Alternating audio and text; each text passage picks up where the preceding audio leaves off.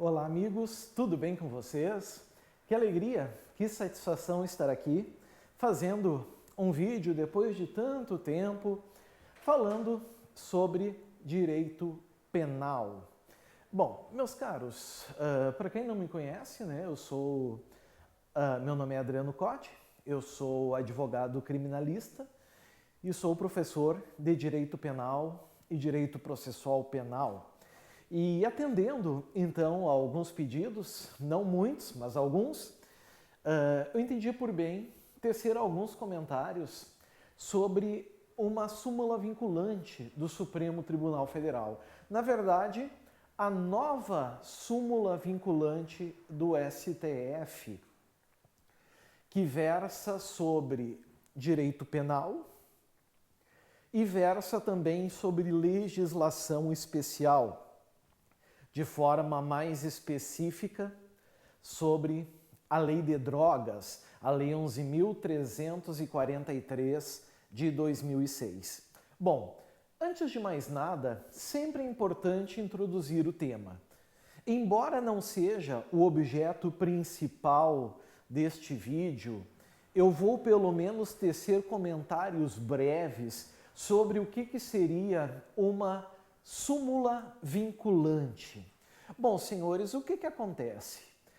Colegiados jurisdicionais, como, por exemplo, os tribunais de um modo geral, Tribunal de Justiça dos Estados, os tribunais regionais federais das regiões, os tribunais superiores como o STJ, como o STF, esses tribunais, eles julgam determinadas demandas consideradas idênticas, muitas vezes.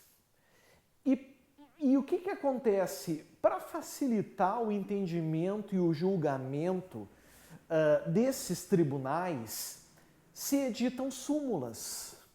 Então, o Tribunal de Justiça dos Estados tem suas súmulas, que é a forma que eles entendem daquela matéria.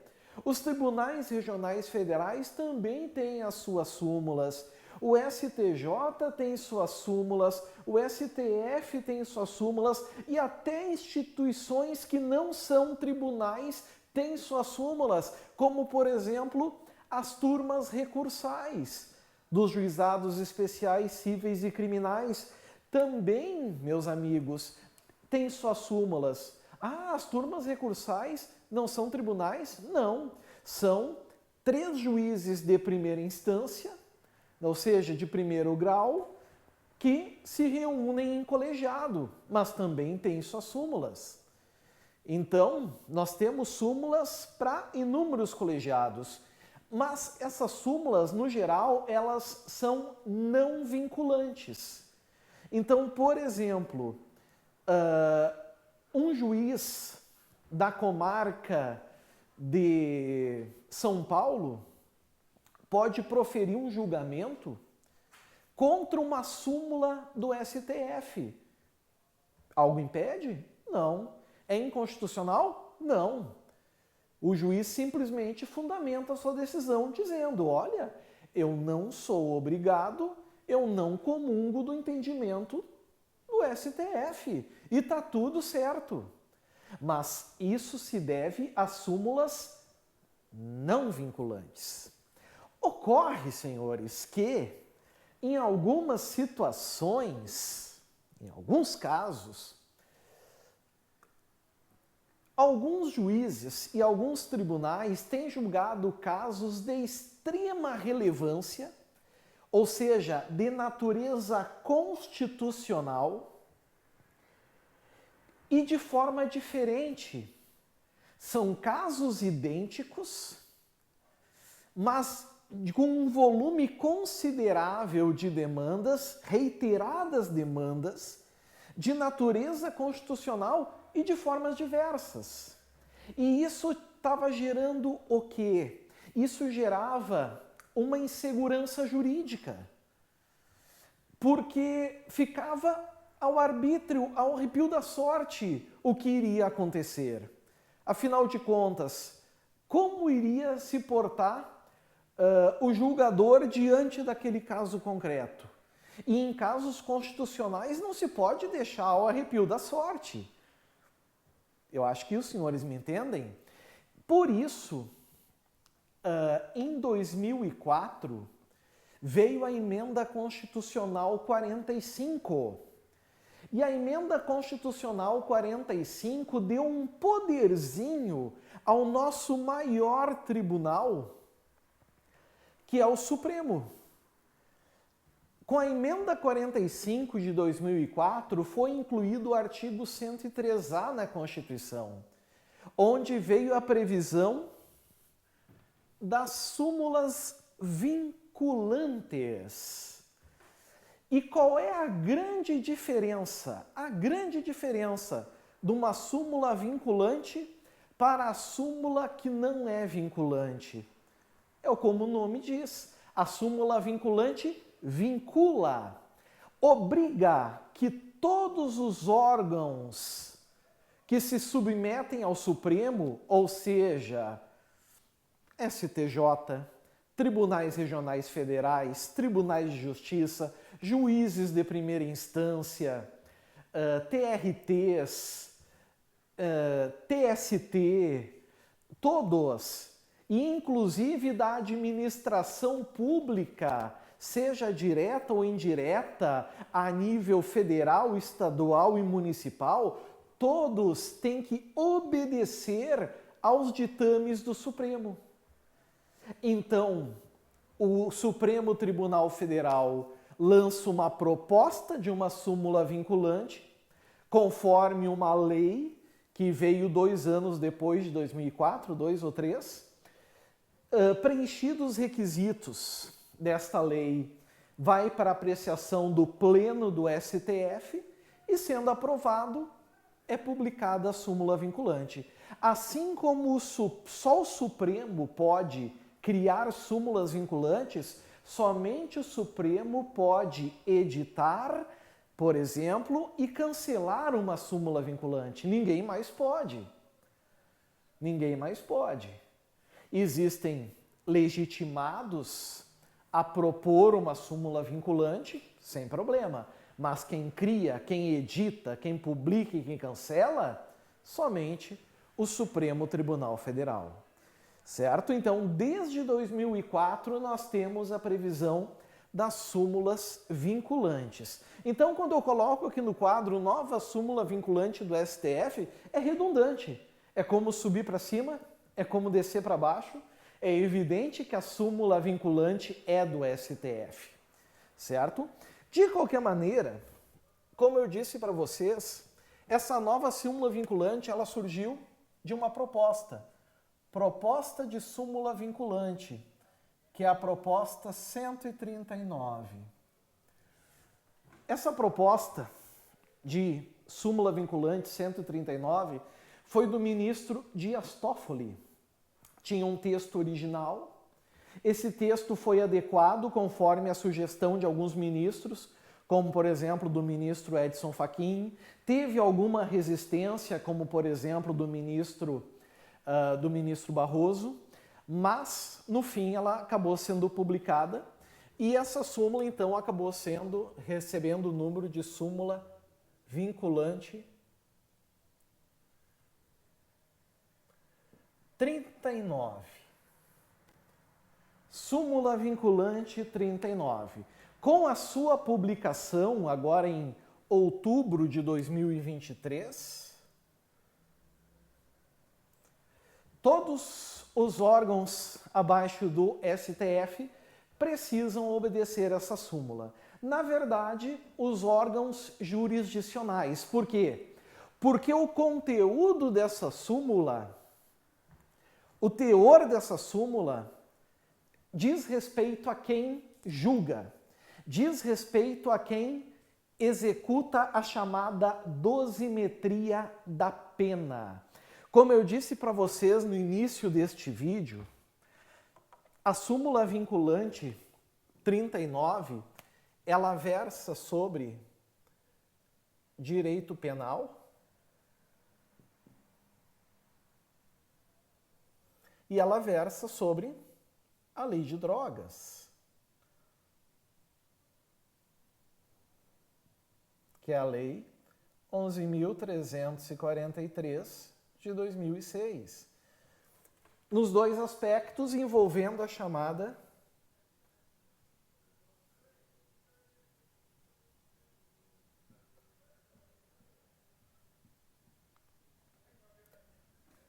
dosimetria da pena. Bom, senhores, sem mais delongas, muitos devem estar se perguntando, mas no fim das contas, que súmula é essa? Qual é o conteúdo dela? Qual é o teor dessa súmula vinculante? Vamos ver aqui. Venham comigo. Tomar um pouquinho de cuidado aqui. Eu estive com um pequeno problema nessa tela, mas já estou arrumando.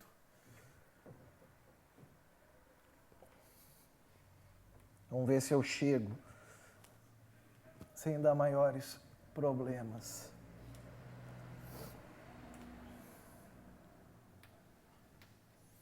Acho que já dá para ter uma ideia. Já dá para ver aqui.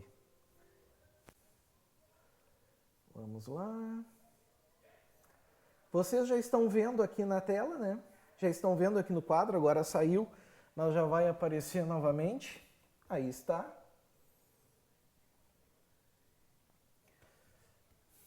Aqui está.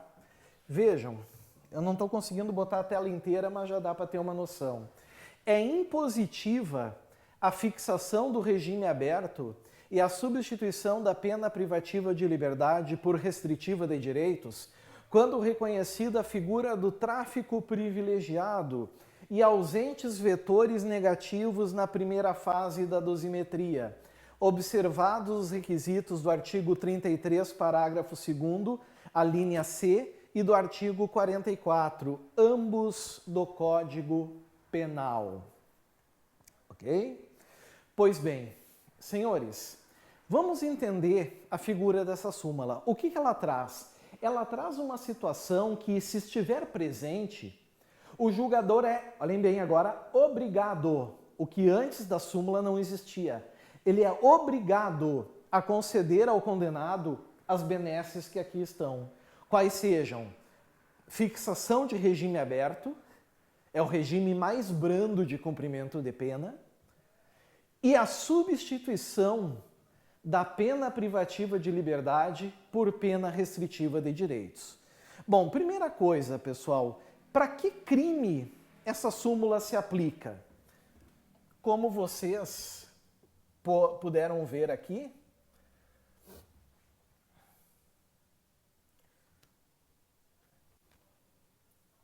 se aplica ao tráfico privilegiado. O que é o tráfico privilegiado? Primeiro que esse nome é uma criação doutrinária e a jurisprudência pegou emprestado, foi de carona. O tráfico privilegiado nada mais é do que o crime de tráfico de drogas, só que com a incidência de uma minorante, ou seja, uma causa de diminuição de pena. Está lá no artigo 33, parágrafo 4º da Lei de Drogas, onde diz que o juiz poderá reduzir a pena de 1/6 a 2/3, desde que o criminoso seja primário, de bons antecedentes, não se dedique à atividade criminosa e não integre organização criminosa. Certo? Primário é quem, meus amigos? É o não reincidente. Todavia, o STF já afirmou o entendimento de que, para concessão do tráfico privilegiado, o que não pode existir é a reincidência específica. Ou seja, se o indivíduo já tem uma sentença condenatória transitada em julgado em 5 anos e comete o tráfico de novo, não pode incidir o tráfico privilegiado. Mas se ele teve uma sentença condenatória transitada em julgado anteriormente por furto e é o seu primeiro tráfico, aqui nada impede a concessão da minorante, certo? Isso é salutar, inclusive, para não jogar o sujeito no cárcere e ser recrutado por organizações criminosas. Então é louvável a iniciativa, aliás, a súmula também vai nesse sentido. Bom, então o que acontece? O primário é o não reincidente, pelo menos o não reincidente específico. Bons antecedentes. Antecedentes criminais, amigos, são sentenças condenatórias transitadas em julgado no histórico do agente, certo?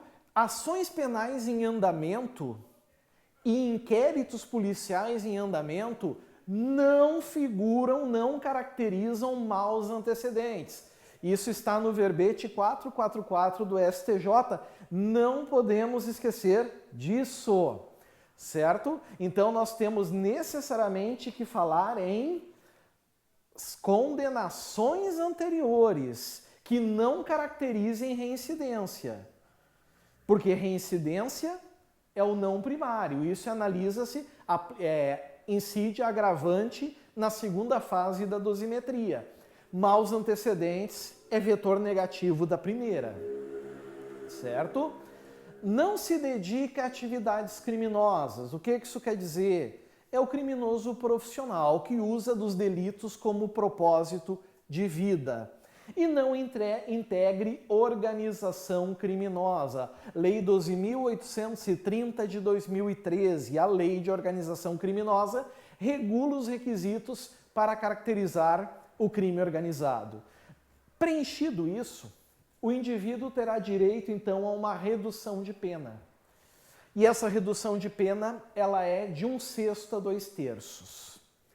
E aí vem a grande questão, pessoal. Por quê? Porque o tráfico de drogas, porque o tráfico privilegiado não deixa de ser o tráfico de drogas, ele é equiparado a crime hediondo. Lá na Lei 8.072 de 90, é o tráfico de drogas, o terrorismo e a tortura. Esses 3 delitos são equiparados a hediondo, certo? E a lei dos crimes hediondos, quando ela surgiu, ela era muito rigorosa. Por exemplo, quem cometia um crime hediondo ou um crime equiparado a hediondo, não podia pagar uma fiança para responder em liberdade, bom, até hoje não pode, não tinha direito à liberdade provisória, o regime de cumprimento de pena era o integralmente fechado. Com a Lei 11.464 de 2007, abrandou a Lei dos Crimes Hediondos. E aí, por exemplo, a liberdade provisória passou a ser possível e o regime inicial de cumprimento de pena, que na origem era o integralmente fechado, passou a ser o inicialmente fechado. Mas vejam, tudo isso era iniciativa do poder legiferante. Tudo isso era iniciativa do poder legislativo. Se deram conta? Diferente aqui que a iniciativa agora é uma súmula vinculante do STF. Então, por que teve essa alteração legislativa? Principalmente pelo clamor do STF.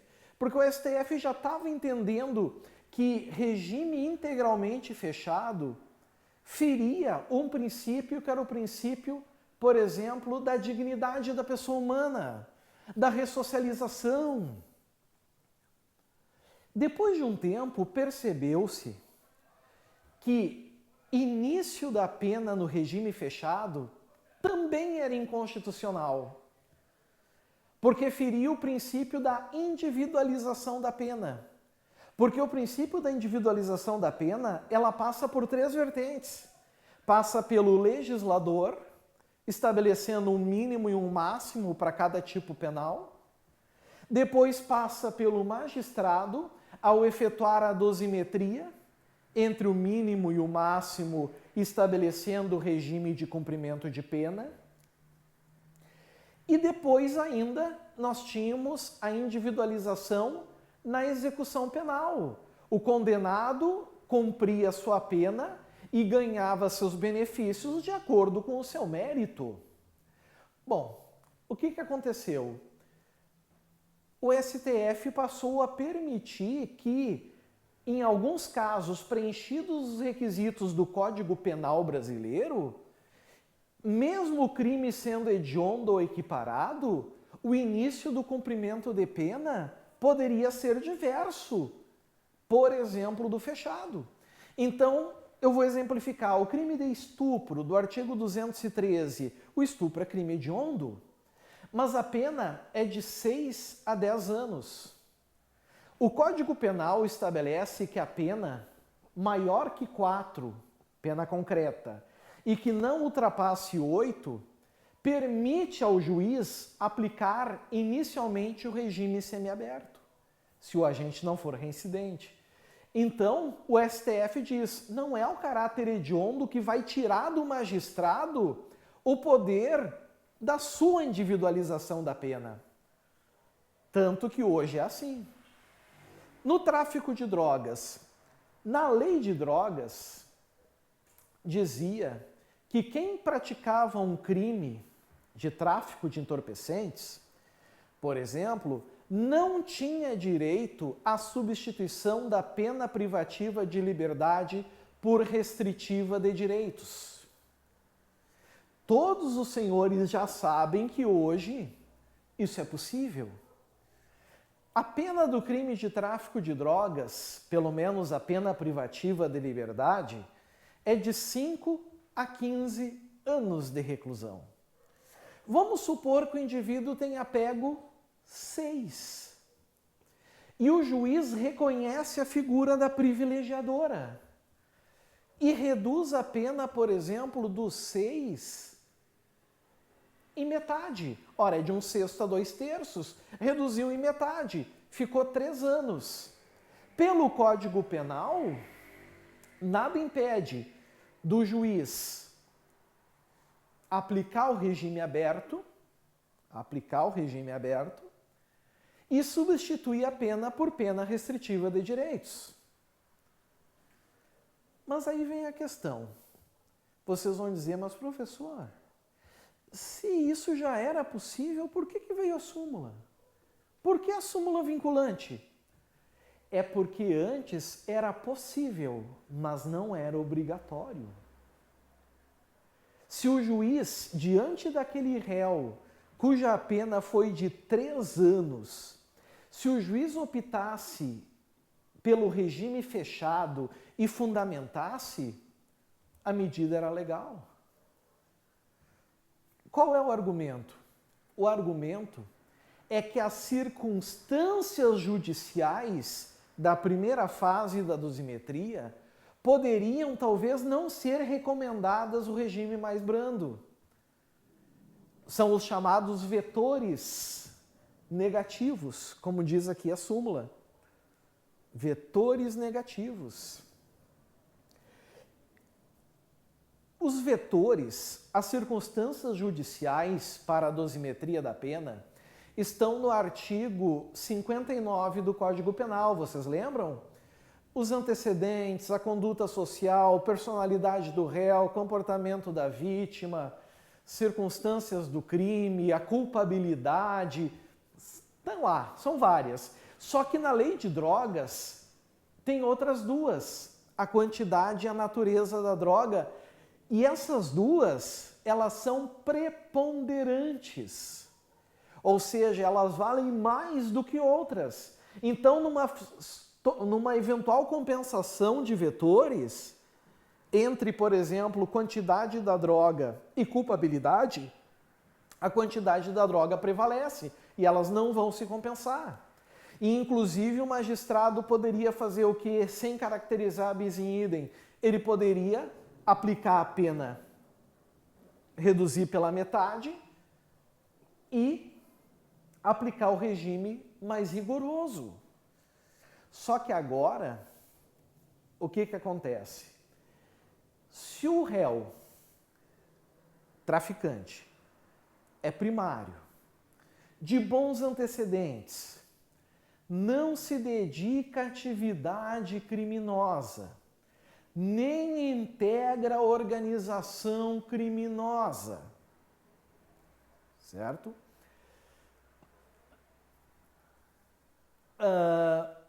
As circunstâncias dos 59 são todas favoráveis a ele. Não há um vetor negativo. A quantidade da droga, a espécie da droga, também são favoráveis a ele. Nesses casos, a lei é clara. O juiz já não tem agora a discricionariedade. Aquela discricionariedade do 33. Se a pena é abaixo de 4 anos, o juiz pode dar o início do cumprimento de pena no regime aberto. Não. O juiz é obrigado a estabelecer como início do cumprimento de pena o regime aberto.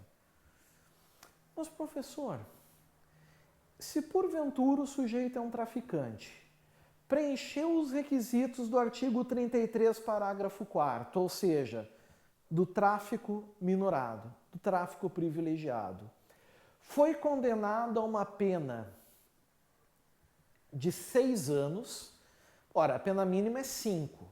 Se ele foi condenado a 6, é porque na primeira fase da dosimetria teve vetores negativos. Suponhamos aqui que o vetor negativo tenha sido as circunstâncias do crime, foi na frente de uma escola. Exemplificando, tá? Aumentou a pena base para 6. Na segunda fase, não há incidência de agravantes nem de atenuantes. E na terceira fase, então, o juiz reduz e decide reduzir em 1/6, a menor redução. 1/6 de 6, 1. 6 menos 1, 5. 5 anos de prisão. Nesse caso, a súmula vinculante incide? Não. Por que que não? Porque para ser regime aberto, como diz aqui, para ser regime aberto, a pena máxima tem que ser igual ou inferior a 4 anos. E se o juiz aplicasse, então, uma redução de pena de metade, de 6 ia para 3, a súmula vinculante ia ser obrigatória aqui? O juiz, essa súmula iria incidir de qualquer maneira? Não. Por que que não? Porque embora